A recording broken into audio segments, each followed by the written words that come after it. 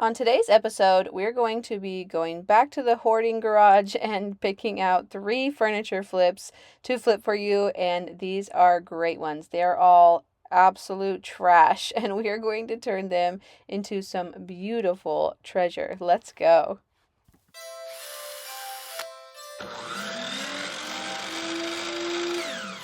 Okay, what are we working on today?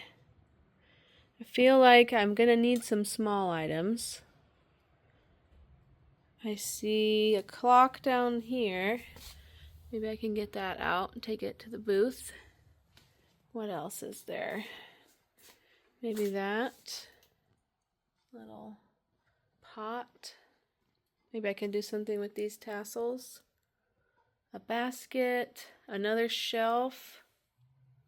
See that shelf there? That obelisk thing. What else? Oh, I see a wall pot right here. Beads. Oh, there's a wreath. Maybe I can do something with that wreath. Whatever these are, I could do something with those. And then I'm thinking that now is the time to start working on this. This is actually the storage bench that I want to use for my entryway for our shoes. And then these I could probably do too. They have little apples on them, but they need to be cleaned up. Like this one has some yuckies in there. But if we clean them up, maybe repaint them, we can turn those into something cool. And maybe if we have time, maybe we can get started on this dresser here. We cleared out quite a bit right here in the front. Maybe I can work on this chair. I don't know if I'll have time to. But I just saw this again.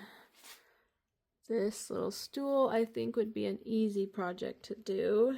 And it's so cold outside today, so that would be a fun one to get done indoors. Let me grab that. I also just saw this little side table. Look at my shoes. Oh, anyway, I think we can maybe repair this indoors and clean it up indoors so we don't freeze to death. I have the top. Let's go get the top. It's over here. It's a good thing I know where everything is in here, because if anybody else tried to find any of this, they'd never know. Isn't it funny how that works? It's a mess, but I know where everything is. Mostly. Well, kind of. Oh. But before we start working today, I want to say thank you to Wild Grain for sponsoring this video. You guys, I have found another awesome company that is very eco-friendly. Even the ice pack in their delivery service is reusable and has nitrogen in it to water your plants. And they don't use styrofoam in their packaging. Bonus. So if you haven't heard of Wild Grain yet, what they are is the first ever Bake from Frozen subscription box for sourdough bread, fresh pastas, and artisanal pastries. You guys know that I am on this big health journey right now, so I got the all gluten-free box. It's so hard to find gluten-free pastas and breads that actually taste good and that are better for your gut. Like, I never thought I would get the chance to have sourdough gluten-free bread, and I got some great slow fermented different types of bread in this box, as well as some amazing desserts that my kids loved. I first started with the chocolate chip cookies, and they were a hit. And with your own order, you can build your own box, so you'll never run the risk of getting bored. Wild Grain is constantly adding new seasonal and limited time special items to try when you build your next box. Holy cow, that's really good. I haven't found too many chocolate chip cookies that I don't like. But Manny is like very picky with his cookies. He doesn't like all cookies. So let's go see what he thinks. He's upstairs. He's fixing our son's closet door. It was too snug, so he trimmed the door down. But babe, taste this cookie. What do you think? Wow, it's really good. I knew you were gonna like it. It's so soft, right? I broke my diet now. And I just love working with companies that have really ethical practices. So for every new membership, there are 4 meals donated to the Greater Boston Food Bank. How wonderful is that? If you want to check out Wild Grain, be sure to click on my link in the description and use my code DesertDIY to get $30 off your first box. Plus, you'll get free croissants in every box. Now let's get back to flipping these furniture items today. We're going to be doing these two lucky pieces today first. I'm pretty sure that this one had something gross inside it or something. Let's see. Yeah, I'm going to have to get all that off. I wonder what all the layers are going to be. Seems like the original is in there and it was red leather. That can't be original. Well, we're going to find out. We're going to uncover some layers here. The first thing I need to do is get this thing clean. So I brought it inside since it was so cold outside, and I'm going to clean it off using just some Windex. I've been trying to use up this Windex and get rid of it, and it does a really good job of cleaning and getting off greasy stuff too, so that's good. And then I'm going to use a nice flat razor to kind of work at whatever stuck paper this is on there. If I had to guess, I'd say that there was a paper in there that got stuck on there from heat reactivating whatever, like, clear coat that was on the inside of here. I'm guessing it was probably shellac. That's one that tends to remelt if it's exposed to heat. So then the paper stuck to it, and now here we are. Thankfully, it wasn't too bad to get it off, but this piece was actually really dirty.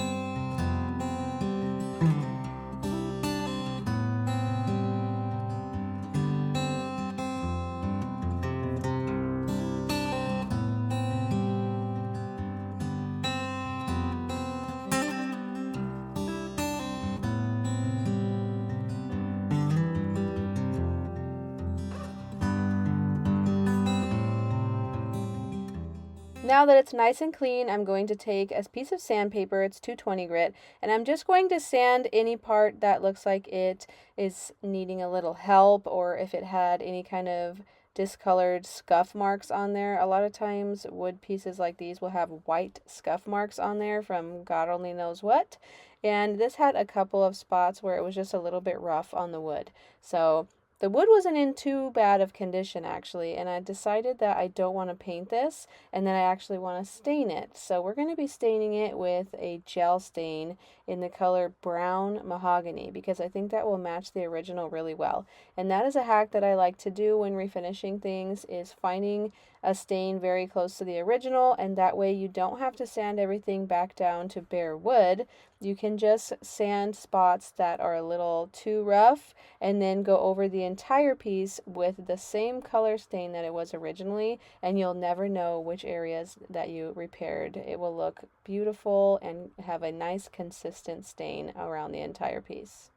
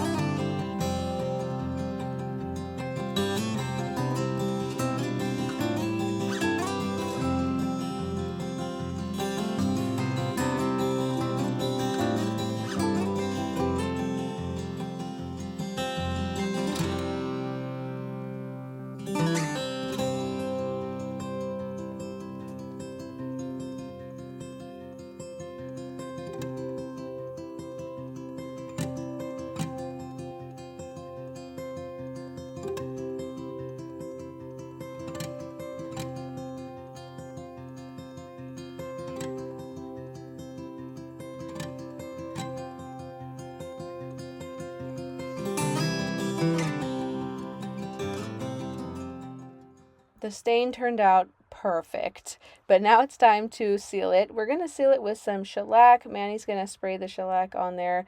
I'm pretty sure that was what it was originally sealed with, so I'd like to stick with the original as much as we can. Plus, shellac is a little more natural than some other clear coat options. It has a beautiful color to it. It does yellow over time, but that really makes these antique or vintage wood tones pop over time and look beautiful. Look at how wonderful that luster is on there. That wood looks gorgeous, and we even stained the inside, which just makes it look even better. But now it is time to work on reupholstering this seat cushion. So there's like some kind of quilt attached to it right now, just stapled on, that somebody DIY'd.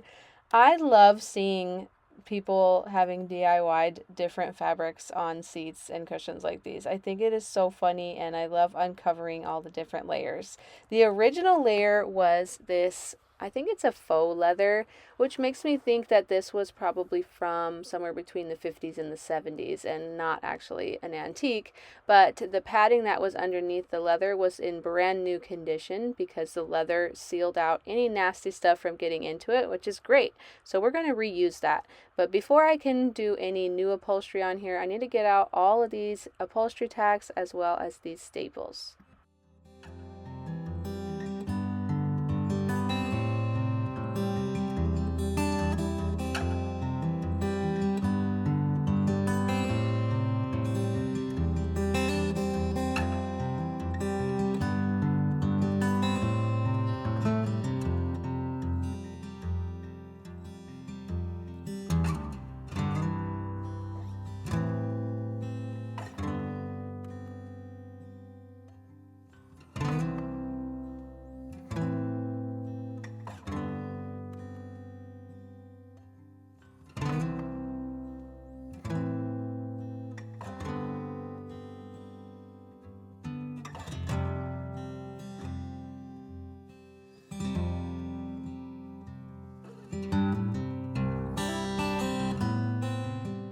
Everything is looking ready for being reupholstered now, and Nino, my little 7-pound old guy, is going to help me out with this. I bought this amazing hand-stitched seat cover for, I think I got 3 different ones for like $10, somewhere under $20 in an online auction that I picked up locally, and it is even more gorgeous than you could possibly imagine in person. And I've been waiting to find something to use it on that was a little bit larger because regular dining chair seat cushions were not really big enough to put this full design on. And I have nicknamed this Gryffindor for obvious reasons, but I'm a Harry Potter nerd if you didn't know. But I thought it was so cool that it had kind of the Gryffindor colors on it, and it has an eagle, I believe, on there, but it does look a little bit like a griffin. So I don't know, I'm just a nerd like that, but I think that this is just the most beautiful upholstery I've ever seen in my whole life. I really, really wanted to keep this one. In fact, I had planned on keeping it since the moment I decided to use this hand stitch fabric on there, but I just don't have anywhere to put it in my house, and I'm doing such a good job with decluttering that I don't want to mess it up now. So this is going to go in my shop. I'll show you later when I take it there. But for now, I'll just adore it while I'm making it. Another thing I'm going to do is cover the underneath side with some navy blue fabric just to finish it off. Since this is something that opens up for storage, I want to make sure that I finish the underneath side as well.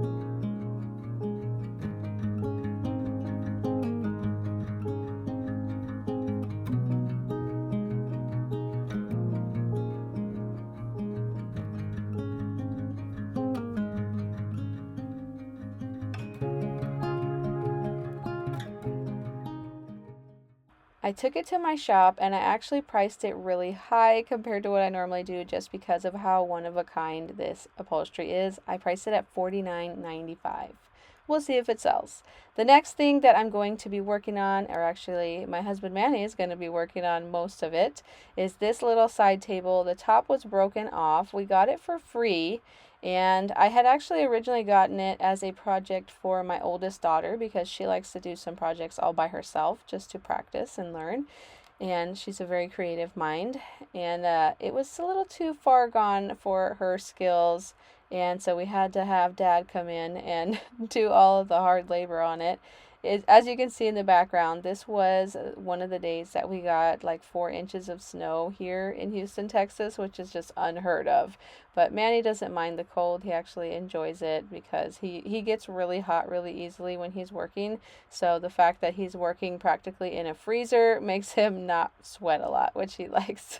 He took the entire thing apart, sanded it and glued it and put it all back together, and now it's going to be a really sturdy furniture piece. These little side tables are extremely common. I'd say they're like a dime a dozen because I see them all the time getting thrown out. But the difference between this one and all the other ones I've seen is this one is actually mahogany. Yeah, you heard that right. This one is mahogany. So I haven't seen any of these actually in mahogany before. Usually they're made of a really cheap wood or a fake wood like that cardboard plywood stuff, and they have tons of water bubble damage on them. That's what I normally see with these pieces. But this one was built very solid. I don't know how somebody broke it. They must have dropped it or something because it was built really well. And so we're going to bring back that beautiful mahogany finish.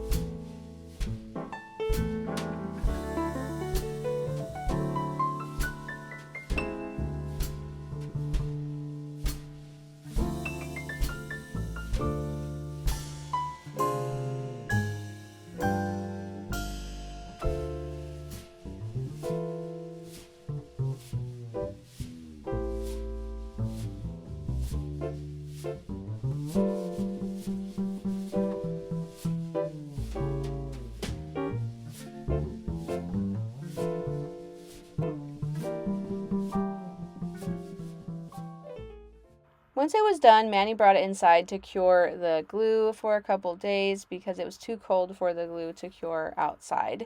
And it was nice and sturdy, so I took off all of the clamps and checked out what we were working with. The clamps seemed to have left a mark on some of the spots where they were, and I decided that since this is mahogany, I want to restain it back to its original look, and I thought that the top was just a little bit too blotchy for us to get that nice uniform look on the top, so Manny sanded it down to nice bare wood on the top only, and we left the rest of the piece a little bit more I should say it had a little more character than the top did. I wanted it to still look antique because I feel like the appeal of antique pieces is the wear and tear and is the aging of the finish. And so we wanted to leave most of it still looking antique and old and show its age. But for the top, I thought it would be better to show off that beautiful mahogany wood grain. And so he's staining the entire piece now with that same brown mahogany gel stain that he used on the little bench seat, and it looks stunning.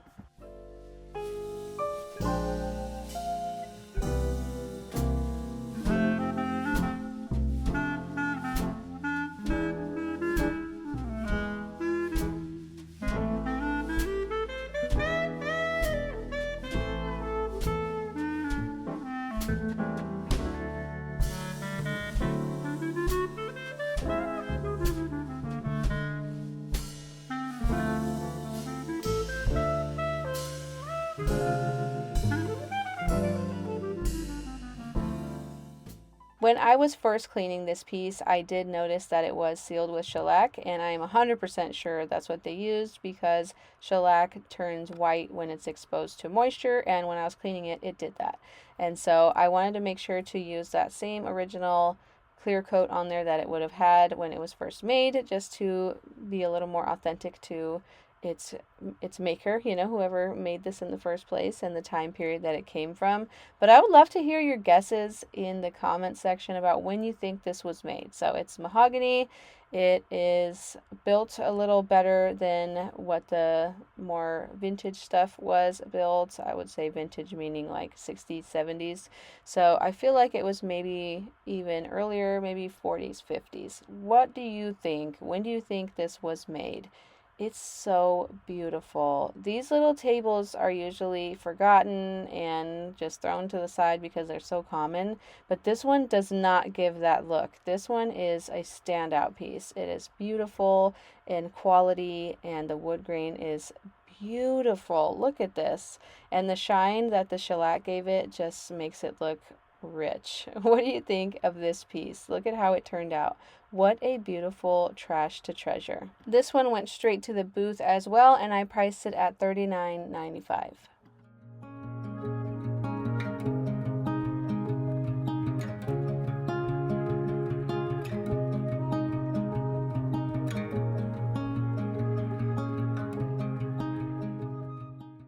The last trash to treasure that we're going to do today is this little toy box.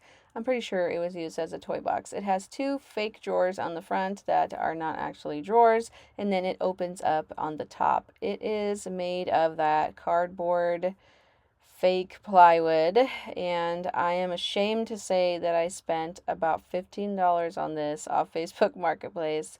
I didn't know it was going to be that fake plywood stuff until I got there to see it in person, and I decided to just go with it because I liked that French shape that it had, but I soon regretted it, and that's why I hadn't worked on it for so long after I bought it, because I was just not excited about it. It was also really dirty, and it had a really weird gritty texture to it all over, like somebody had taken something adhesive off of everything, and I was really worried that I wasn't going to be able to fix that because of the fact that this is not real wood.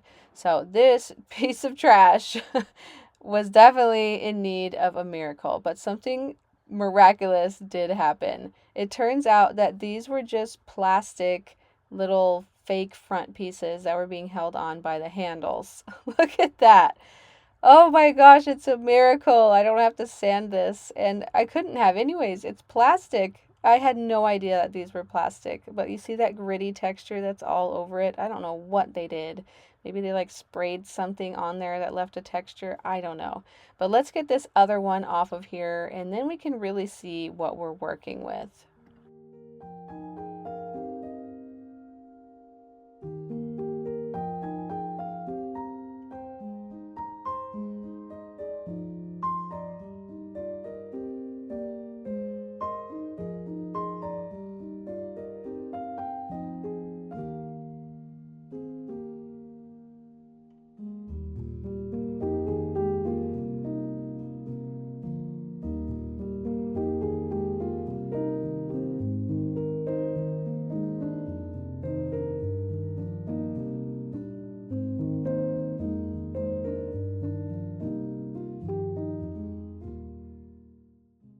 Now that it's clean, I can see the difference between that weird grittiness and actual dirt.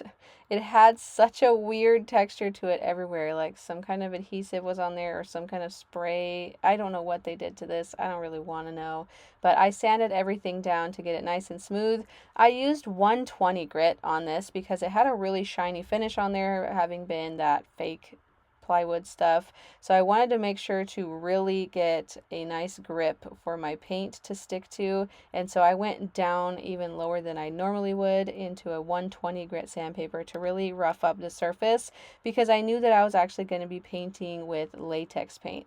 And here's a trick that you can do for areas of that fake cardboard wood when it gets swollen from water damage is sand it, hit it with shellac real thick, and then once the shellac is dry, sand it again and repeat that process until you get a nice flat new surface. If you have big, huge 3D bumps on, or swollen bumps on the tops of a table or something like that, this may not work, but it is a last resort for if you're about to throw something out and you want to try and fix it before you make that decision. Try out that hack, I guess you could call it. But now we need to add something back here in between the drawers because I want it to still look like it has the 2 drawers on the front.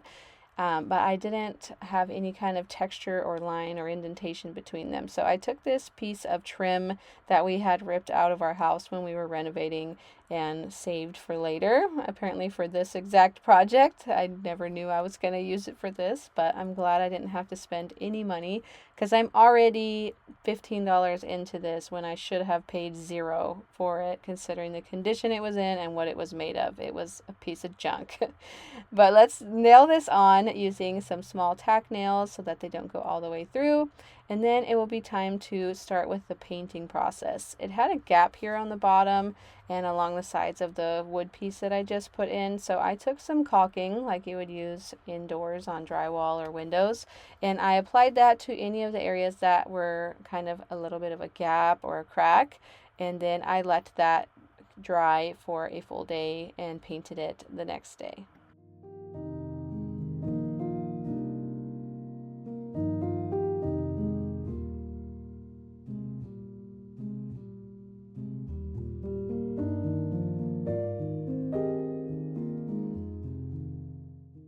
For the paint, I'm going to be painting it in the same exact color that my living room is in. So if you haven't seen any of my living room videos, you can check them out on my other channel, and I'll have my other channel linked in my bio, in my about section, and I can also have it linked in my description box of this video, but you can check out some of the renovations we've done so far on my other channel.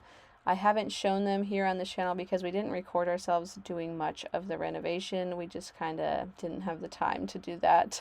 But we do show some of the work on the other channel if you want to check that out. But this color I believe is called Black Fox, and it is like a really magical color because to me, sometimes it looks like a mocha brown or a deep dark chocolate brown, and then other times it can look like a charcoal gray. It just depends on the lighting and what you decorate around it with, and it's such a beautiful, rich color.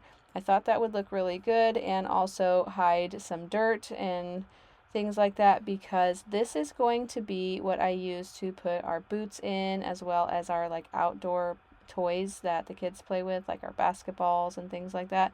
So I want to make sure that it's not going to show every single piece of dirt that is on there. As much as I would have loved to have this be all white, I thought that this color would just make more sense to use and be more, I don't know, just more useful and less about, what do I always say? What I think it's more more function over form. Why can't I just can't think or talk today, huh? What else is new? That's just me to a T right there. I've used a paintbrush and hand painted this paint on the entire thing using my method where I start upside down and work my way right side up. This is the only way to paint furniture, especially painting indoors. It makes everything so much easier to where you don't have to worry about getting paint on your floor.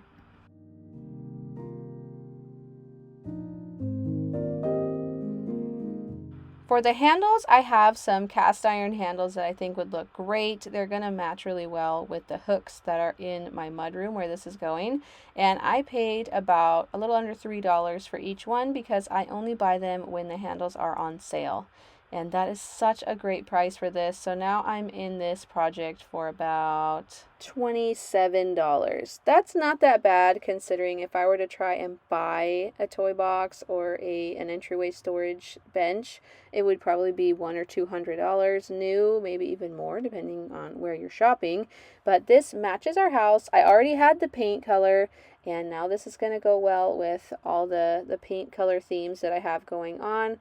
And I think that the function of this is perfect. The size is great. It fits so perfectly in the space that I had created for a bench in our back entryway. So this is our mudroom and pantry, like a butler's pantry.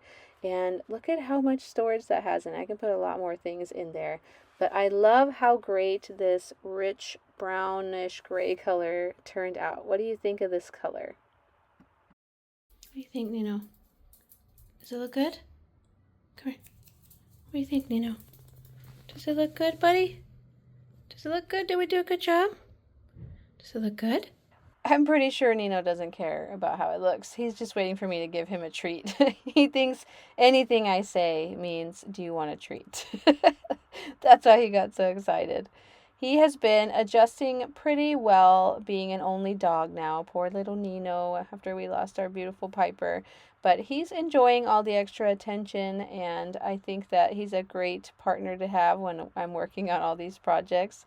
But let me know, what did you think of the 3 projects that we did today? Manny worked real hard today as well, and I think they all turned out so beautiful. Which one was your favorite one? For me, I think that the Gryffindor bench was my favorite one, but I am glad that this is the one that we are keeping because it's so functional. But if you liked what you saw today, don't forget to hit subscribe, and I will see you next time. Bye!